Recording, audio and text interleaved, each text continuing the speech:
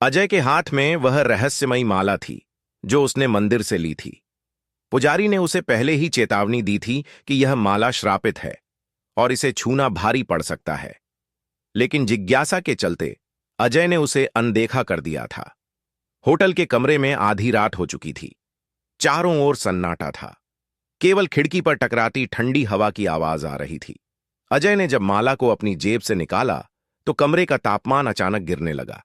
अचानक माला अपने आप उसकी हथेली में कसने लगी। ऐसा लग रहा था जैसे किसी अदृश्य शक्ति ने उसकी कलाई पकड़ ली हो। उसकी उंगलियां अकड़ गईं और पूरे शरीर में झुरझुरी दौड़ गई।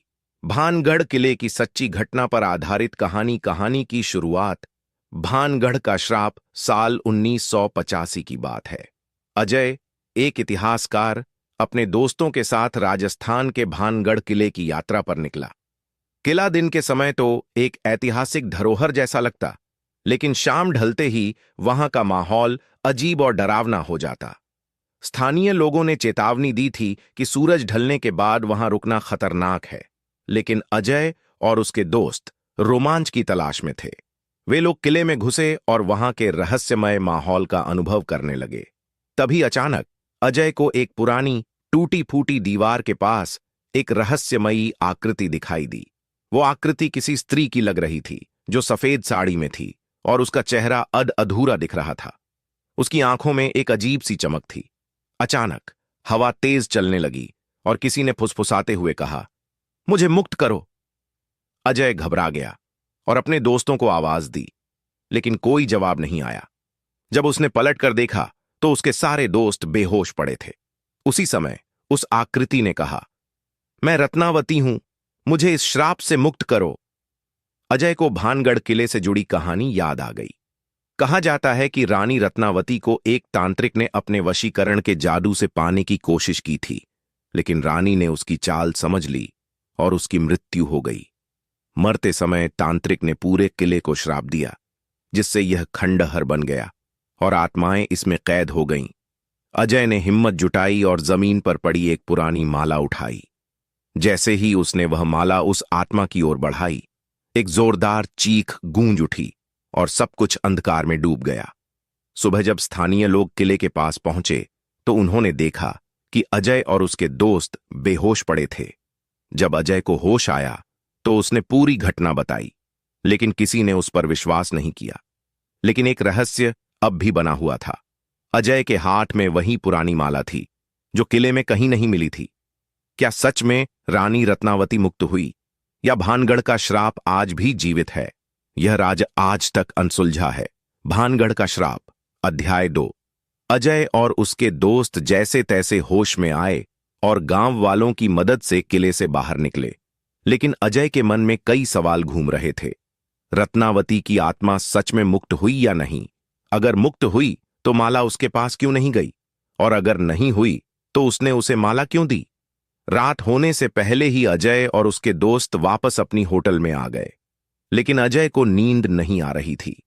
जैसे ही घड़ी रात के 12 बजाए, कमरे का तापमान अचानक गिरने लगा। खिड़कियां अपने आप खुल गईं और हल्की हल्की फुसफुसाहट कमरे में गूंजने लगी। अजय! अजय का दिल तेजी से धड़कने लगा। उसने दरवाजे की ओर देखा, कोई नहीं था। लेकिन जैसे ही उसने अपनी हथेली देखी, उसके हाथ में वही पुरानी माला थी। यह तो मैंने किले में छोड़ दी थी, फिर यह यहां कैसे आई? अचानक कमरे की लाइट बंद हो गई। चारों तरफ घना अंधेरा छा गया और तभी एक जानी पहचानी आवाज आई, अजय, किले में आओ, मैं मुक्त नहीं हुई। अजय का पूरा शरीर सुन्न पड़ गया। यह रत्नावती की ही आवाज थी। भानगढ़ की वापसी अगली सुबह अजय ने अपने दोस्तों को पूरी बात बताई। पहले तो सबने इसे अजय का भ्रम समझा, लेकिन जब उन्होंने अजय के हाथ में वही पुरानी माला देखी तो सबके रोंगटे खड़े हो गए। आखिरकार अजय ने तय किया कि वह दोबारा भानगढ़ किले जाएगा और इस रहस्य का पता लगाएगा। रात के करीब 11 बजे अजय अकेले किले में पहुंचा। चारों ओर सन्नाटा था। हवा भी अजीब सी थी, जैसे किसी अनदेखी ताकत ने पूरे किले को अपनी गिरफ्त में ले रखा हो। अजय किले के मुख्य आंगन में पहुंचा, जहां पिछली रात उसने रत्नावती की आत्मा को देखा था। अचानक मिट्टी में एक हलचल हुई। अजय ने देखा कि जमीन से किसी अदृश्य शक्ति ने एक आकृति बनाई। यह वही स्त्री थी, सफेद साड़ी में, लेकिन इस बार उसका चेहरा साफ दिख रहा था। तुमने मुझे मुक्त नहीं किया अजय, उसकी आवाज हवा में गूंज उठी। अजय घबराया, लेकिन हिम्मत जुटाकर पूछा, तुम क्या चाहती हो? रत्नावती की आत्मा ने जवाब दिया, मेरे श्राप को खत्म करो, मेरी आत्मा को शांति दो।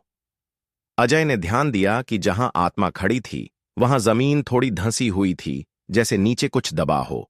उसने फावड़ा उठाया और खुदाई शुरू की। कुछ देर बाद उसे वहां एक पुरानी सोने की अंगूठी मिली, जिस पर कुछ संस्कृत में लिखा था। जैसे ही अजय ने वह अंगूठी उठाई, पूरा किला अचानक कांपने लगा। हवाएं जोर जोर से चलने लगीं और एक अजीब सा गहरा धुआं चारों ओर फैल गया। अब यह श्राप खत्म होगा, रत्नावती की आत्मा ने कहा, और अचानक एक जोरदार चीख के साथ वह धुआं आकाश में समा गया। भानगढ़ का अंत या एक नई शुरुआत? अजय बेसुध होकर जमीन पर गिर पड़ा। जब वह सुबह उठा तो सब कुछ सामान्य लग रहा था। किला पहले जैसा था, लेकिन हवा में अब वह डरावनी ठंडक नहीं थी। गांव लौटने पर उसने स्थानीय पुजारी को अंगूठी दिखाई। पुजारी ने बताया कि यह वही अंगूठी थी जिसे तांत्रिक ने रत्नावती के लिए जादू से अभिशप्त किया था। यह अंगूठी ही उस श्राप की जड़ थी, और अब जब यह किले से बाहर आ गई है तो शायद श्राप समाप्त हो गया हो। लेकिन अजय अब भी सोच रहा था, क्या सच में श्राप खत्म हो गया या फिर किसी और रूप में जीवित रह गया? क्योंकि जब उसने अपनी जेब में हाथ डाला, उसे वहां फिर से वही माला मिली। भानगढ़ का श्राप, अध्याय 3, माला का रहस्य। अजय की रीढ़ में सिहरन दौड़ गई। यह माला दोबारा मेरे पास कैसे आ गई?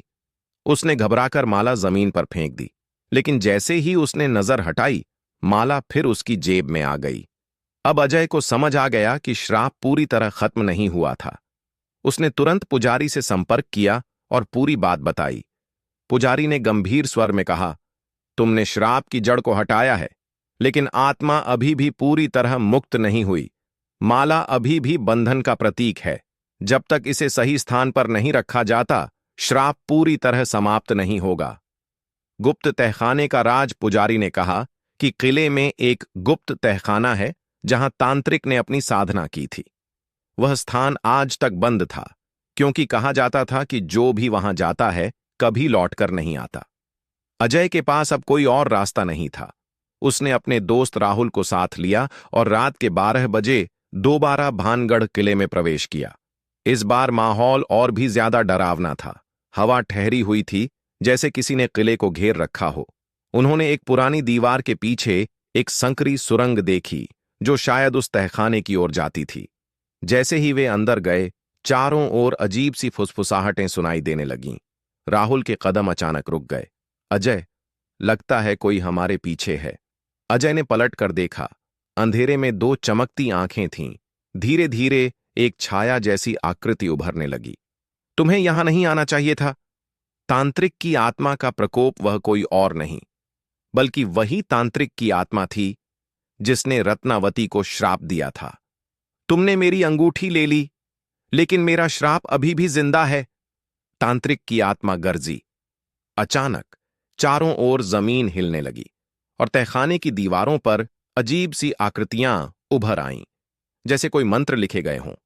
अजय समझ गया कि जब तक यह आत्मा खत्म नहीं होती, माला मुक्त नहीं होगी। पुजारी ने बताया था कि अगर माला को आग में जलाया जाए तो आत्मा हमेशा के लिए समाप्त हो सकती है, लेकिन समस्या यह थी कि वह आग कहां जलाए। अजय ने इधर उधर देखा और एक पुराना दीपक पाया, जिसमें अब भी तेल मौजूद था। उसने माचिस निकाली और दीपक जलाया। जैसे ही माला को आग के पास लाया, तांत्रिक की आत्मा जोर से चिल्लाई, नहीं, इसे मत जलाना। लेकिन अजय ने हिम्मत नहीं हारी। जैसे ही माला आग में गिरी, पूरा तहखाना हिलने लगा और आत्मा की चीखों से किला गूंज उठा। अचानक सब कुछ शांत हो गया। क्या यह अंत था? अजय और राहुल किसी तरह बाहर निकले। पहली बार किला शांत लग रहा था। हवा में अब वह भारीपन नहीं था। लेकिन जब अजय ने अपनी जेब में हाथ डाला, वह सन्न रह गया। माला अब भी वहां थी। आखिर यह श्राप कब खत्म होगा, या फिर भानगढ़ का रहस्य हमेशा के लिए बना रहेगा? समाप्त। या शायद अब एक नई